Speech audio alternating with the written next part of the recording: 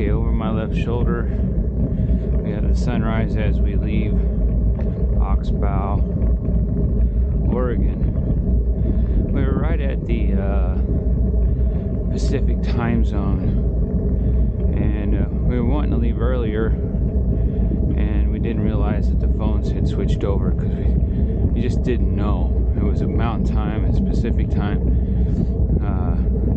and the phones were on Pacific time, so we were hoping to have been gone an hour ago, but hey, it's all right. We're just trying to manage the weather. Yesterday it got pretty hot in the afternoon, and we just didn't want to be riding in that heat today, so we might get stuck in it a little bit, but you know, what are you to do? So it's almost a 70-mile ride today, and that's why we wanted to do what we were doing. So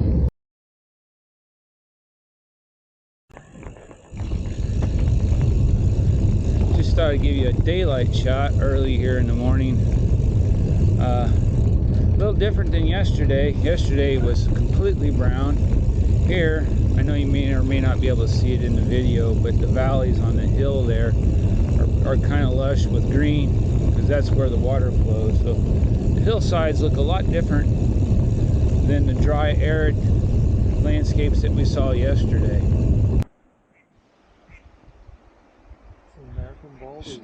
Straight ahead, hopefully the camera will pick it up, there's a bald eagle sitting on a tree branch just on the edge of this tree right here.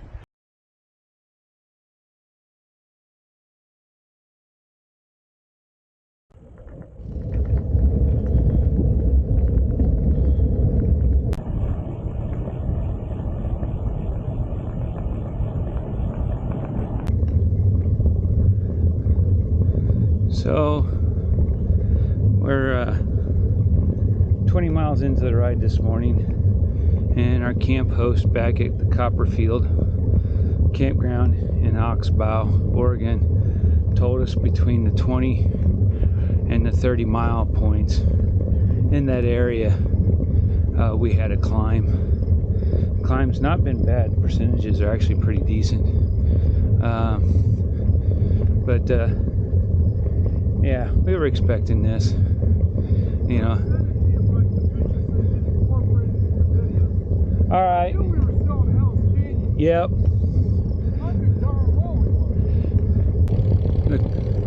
The climb was nice, but these 7% downhills just scared the living daylights out of me. You get a whole lot of speed on these things, and I really don't like that. The guy looking at the elevations, we went from 3653 down to 2200 and some change. So we dropped 1400 feet in a matter of like 3 miles. So that explains the 7% drop. That's pretty fast.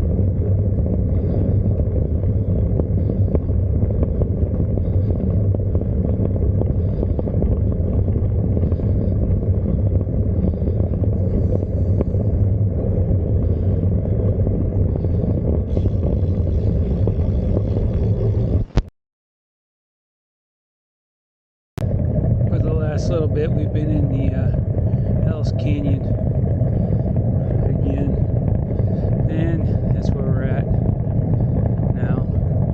Looks like it's 16 miles of this before we really get out of it, so good solid 2 hours in here. Hopefully the temps stay where they're at, not creep up too much. There's nothing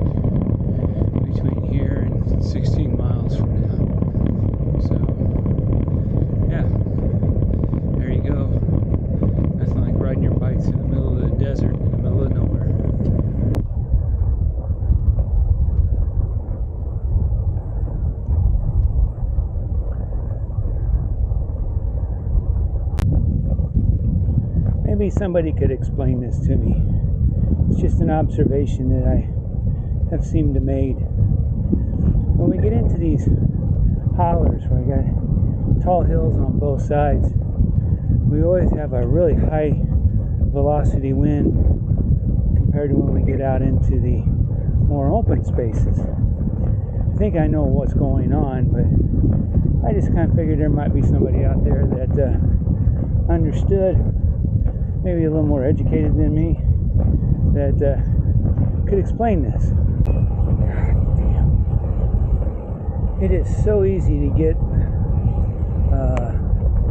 lose track of where you're at out here. There's not a lot of roads that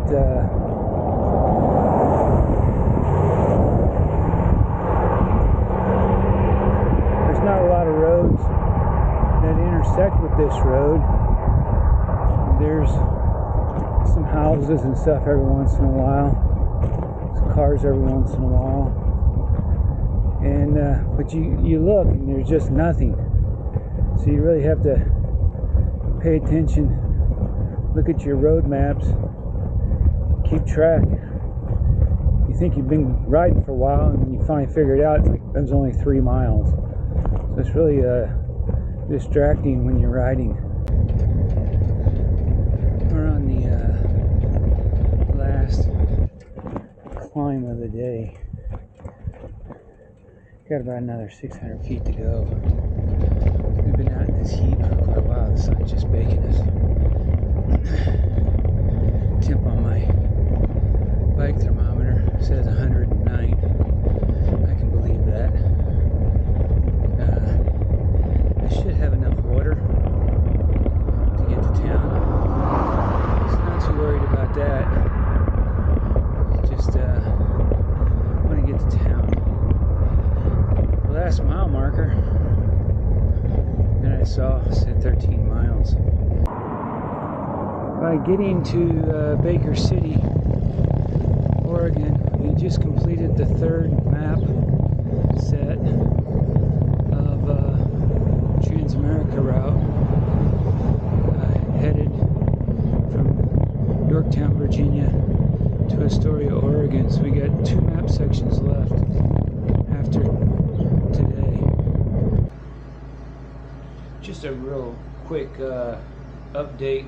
When we were out at the pool after we checked into the hotel, Brent, a guy that we met on June 20th in Hartville, Missouri, was here at the hotel. So we haven't seen him since that time. So it was interesting to kind of catch up with him more than a month ago. So yeah, just something else neat to add into today's video. With that, that's the end for today, and thanks for watching.